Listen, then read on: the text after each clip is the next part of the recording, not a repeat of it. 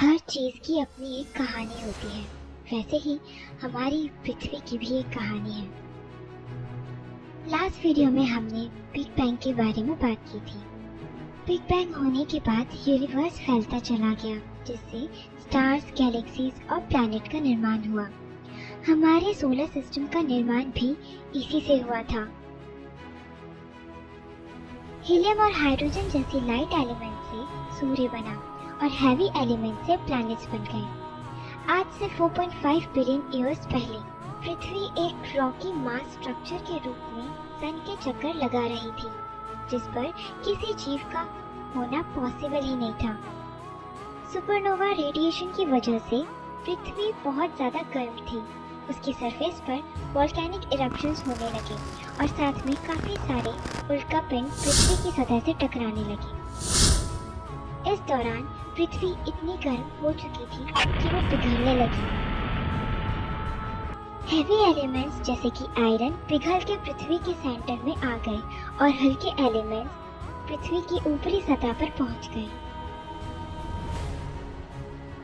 इन सब ट्रांसफॉर्मेशन की वजह से पृथ्वी की लेयर्स बनी।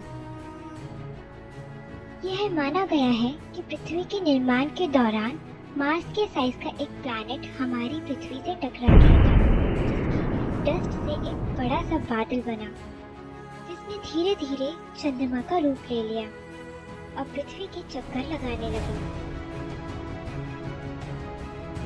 पृथ्वी से टकराने वाले उल्कापिंड अपने साथ वो मिनरल्स लेकर आए जो पृथ्वी पर जीवन की उत्पत्ति के लिए जरूरी थे। आज से 3.9 बिलियन ईयर्स पहले पृथ्वी के एटमॉस्फेयर यानी कि वायुमंडल का निर्माण। धीरे धीरे पृथ्वी का तापमान कम होता गया और वो शांत होती गई। इस समय पृथ्वी की रोटेशन स्पीड इतनी ज्यादा थी कि एक दिन सिर्फ 15 घंटों का होता था। समय के साथ साथ पृथ्वी और ठंडी हो गई और इसी के साथ समुद्र और द्वीप का निर्माण हुआ। लगभग 3.2 से 2.4 बिलियन ईयर्स पहले फोटोसिंथेटिक जीव जैसे कि साइनोबैक्टीरिया की उत्पत्ति हुई। पानी के अंदर इन जीवों ने स्ट्रोमेटालाइट्स जैसी रॉक्स का निर्माण किया, जिन्होंने ऑक्सीजन रिलीज किया और पृथ्वी के एटमॉस्फेयर को ऑक्सीजन से भर दिया। अब तक केवल पानी के अंदर ही जीवन था, क्योंकि पृथ्वी की सतह पर रेडिएशन से बचने का कोई तरीका नहीं। उस वक्त एटमॉस्फेयर में मीथेन सबसे ज्यादा थी। मीथेन और ऑक्सीजन के मिलने से कार्बन डाइऑक्साइड बनी, जो कि एक ग्रीन हाउस गैस है, लेकिन कम मात्रा में होने के कारण ग्रीन हाउस इफेक्ट का प्रभाव अभी बहुत कम था, जिस वजह से अर्थ जमने लगी और अगले 300 मिलियन ईयर्स तक वो बर्फ के गोले में तब्दील हो गई। ये पृथ्वी का पहला आइस एज था। इस दौरान ऑक्सीजन बढ़ने से पृथ्वी की ओजोन लेयर काफी स्ट्रॉन्ग हो गई, जिस वजह से अब धरती की सतह पर भी जीवन होने के आसार बढ़ने लगे। धीरे धीरे कार्बन डाइऑक्साइड बढ़ी और पृथ्वी एक बार फिर से सामान्य स्थिति में आ गई। इसके बाद फंगी का निर्माण हुआ और वो खुद को विकसित करने लगी। धीरे धीरे समुद्र में समुद्री पौधे उगने लगे। इसके बाद जमीन पर तरह तरह के पौधों का जन्म हुआ और समुद्र में मछलियों का जन्म हुआ। टिक्टालिक मछली वो पहली मछली थी जो पानी से बाहर सतह पर घूमने लगी। उसका सर कुछ क्रोकोडाइल के जैसा फ्लैट था और उसके फिन्स जमीन पर पैरों की तरह काम करते थे।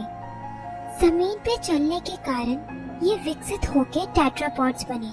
टेट्रापॉड्स यानी कि वो जीव जिनके 4 पैर होते हैं, जो धरती पर आसानी से चल सकते थे और आगे चल के विकसित होके इनसे नए जीव जंतुओं का जन्म हुआ।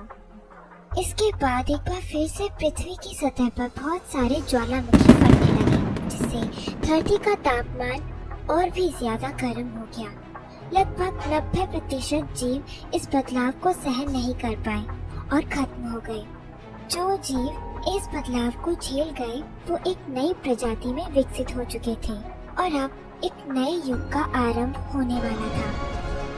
और वो युग था पृथ्वी के सबसे भारी भरकम विशालकाय जीव डायनासोर का।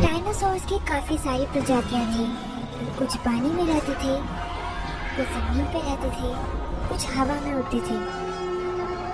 और यही सब प्रजातियां आगे चल के नए जीव जंतुओं में विकसित हुई।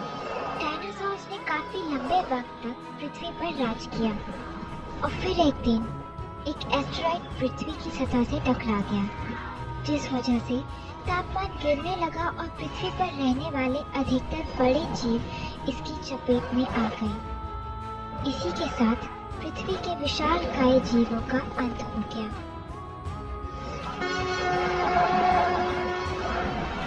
डायनासोर के जाने से एक नई प्रजाति को फलने फूलने का अवसर मिला। वो प्रजाति थी मैमल्स की। मैमल्स ने खुद को इस महाविनाश से बचा लिया था। इस महाविनाश के बाद धरती धीरे धीरे सामान्य होने लगी। और आसानी से समझने के लिए हम एक बार टाइमलाइन को देख लेते हैं। आज से 3.9 बिलियन ईयर्स पहले एटमॉस्फेयर बना, जिसके बाद एक कोशिकाएं जीव यानी कि सिंगल सेल ऑर्गेनिज्म का जन्म हुआ। उसके बाद 2.4 बिलियन ईयर्स पहले फोटोसिंथेटिक बैक्टीरिया जैसे कि साइनोबैक्टीरिया का जन्म हुआ, जिससे अर्थ के एटमॉस्फेयर में ऑक्सीजन का लेवल बढ़ा। उसके बाद ग्रीन एल्गी की उत्पत्ति हुई, जिसने खुद को विकसित करके समुद्री पौधों को उत्पन्न किया। उसके बाद पहला मल्टी सेल्यूलर जीव यानी कि बहुकोशिकीय जीव का जन्म हुआ। उसके बाद पृथ्वी फिर से एक बार बर्फ का गोला बन गई। फिर लगभग 590 मिलियन ईयर्स पहले प्रोटोजोन्स पैदा हुए, जो कि स्पाइडर्स और क्रैब्स के पूर्वज थे। उसके बाद नाइडेरियंस का जन्म हुआ, जो कि जेलीफिश के पूर्वज थे, जो कुछ सालों बाद विकसित होकर जेलीफिश बने। इसके बाद तरह तरह के कीड़े मकोड़ों की उत्पत्ति हुई और इसी समय सतह पर उगने वाले पौधों का निर्माण हुआ। लगभग 375 मिलियन ईयर्स पहले टिक्टालिक फिश का जन्म हुआ, जिससे टेट्रापॉड्स बने। और टेट्रापॉड्स आगे चलकर व्हेल्स, डॉल्फिन, सी टर्टल्स, मैमल्स इन सब में विकसित हुए। इसके कुछ सालों बाद कुछ टेट्रापॉड्स एम्फीबियंस में विकसित हो गए और लगभग 320 मिलियन ईयर्स पहले कुछ टेट्रापॉड्स विकसित होकर सोरॉप्सिड्स बने, जो कि डायनासोर्स और बर्ड्स के पूर्वज थे। और कुछ टेट्रापॉड्स विकसित होकर सिनैप्सिड्स बने, जिनसे मैमल्स की उत्पत्ति हुई। इसके बाद डायनासोर्स की दुनिया शुरू हुई। कुछ सालों बाद क्रोकोडिलियंस इवॉल्व हुए, विकसित हुए, और ये सिलसिला कुछ सालों तक ऐसे ही चलता रहा। फिर लगभग 65 मिलियन ईयर्स पहले एक एस्टेरॉइड गिरने से डायनासोर के युग का अंत हुआ। उसके बाद इंडोहाइस विकसित हुए और उनके विकसित होने से व्हेल्स की उत्पत्ति हुई। व्हेल्स के पूर्वजों ने खुद को पानी में जाके विकसित किया। पहली व्हेल का नाम पैकीफीटस था, जो कि एक जमीन पे चलने वाला जीव था, और पानी में जाके खुद को धीरे धीरे उसने व्हेल में तब्दील किया। इसके बाद बटरफ्लाइज का जन्म हुआ और धीरे धीरे एप्स, डियर्स, जिराफ, हाइना, गिबन्स, ओरंगुटैन्स विकसित होते होते गोरिल्लास, ज़ेब्रास, एलिफेंट्स, लायंस और कंगारू जैसे जीव अस्तित्व में आए। आगे चल के इसी तरह विकसित होते होते कई प्रजातियां बनी और इस तरह हमारी पृथ्वी पर जीवन की शुरुआत हुई।